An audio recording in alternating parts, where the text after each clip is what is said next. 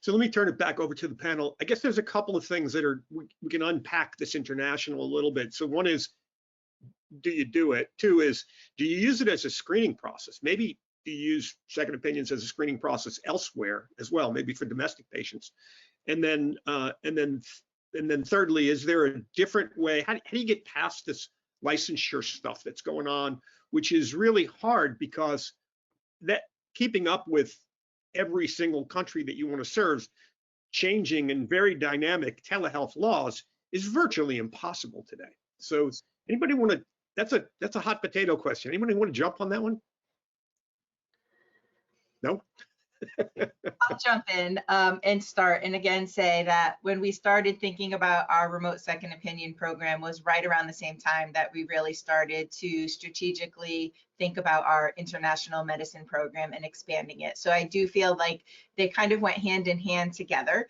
And honestly, here at Yale, most of our, probably I would say the majority of our volume right now in remote second opinion does come internationally. It's just the way that we have formulated our program because they work hand in hand together.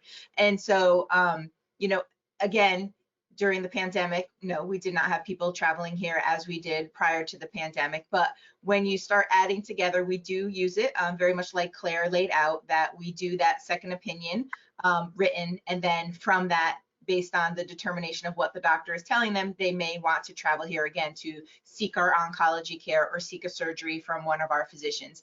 And when that happens, then it's handing that over to our international medicine program. And then again, all of the details that come with that to have someone travel here, their medical visas, all of that is handled by the international medicine program. So I do feel like sometimes we are the start in our remote second opinion program to having that care happen here. And we do work hand in hand. And then the same thing with the telehealth team, which is where I am now.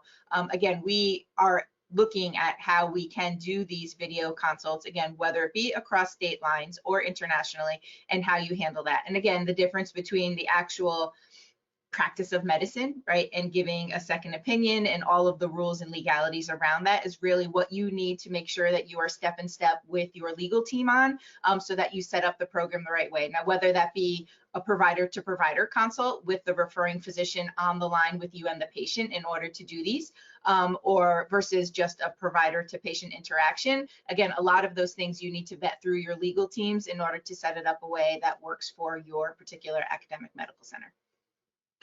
So that's, let me just point out, that's pretty common that we're seeing is the physician to physician, call that an exception, if you will, to licensure, to having your physicians licensed specifically in each of those locations. And I know there's other approaches that other institutions take as well, by ensuring that what they're providing is not necessarily a medical diagnosis, but perhaps education to the patient or advice that's not medical.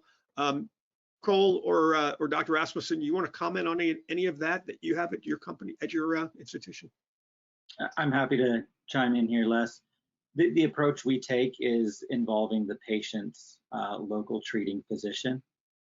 As you mentioned, there's an exception to state licensure for physician-to-physician consultations, at least in the vast majority of states. So that's the approach we take to navigating the state licensure regulations. On the international front, we actually started with international. There's a long-standing program at Memorial Sloan Kettering to receive, for international patients to receive expert opinions from Memorial Sloan Kettering oncologists. When I joined Memorial Sloan Kettering 5 years ago, there was no way to do this domestically for patients outside of the states where we're comfortable, where we were comfortable operating. So my emphasis has been on making that service available domestically. Good. You know, we also offer this program globally, and you know, in terms of legality standpoint, you know, we have physicians in the UK and the Middle East and Canada. So frequently we'll try to match the patient to those experts from those parts of the country, those parts of the world. In addition, if we enter into a contractual relationship in any country, we'll have our legal team do deep dive on practice of medicine rules and regulations and telemedicine rules and regulations in those countries to make sure that we're practicing within the legal bounds there. But just in case there's any health system attorneys on the call, recognize your doctors are doing this every day, just informally.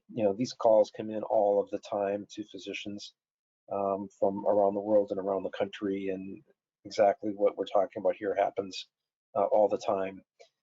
So there's a lot of angst there. Take a deep breath and recognize the reality of what actually happens. Great. We see that all the time, that there are informal networks that physicians have that are going to happen no matter what we do in the institutional side of a second opinion. So we do need to, I think, all take a deep breath on that one.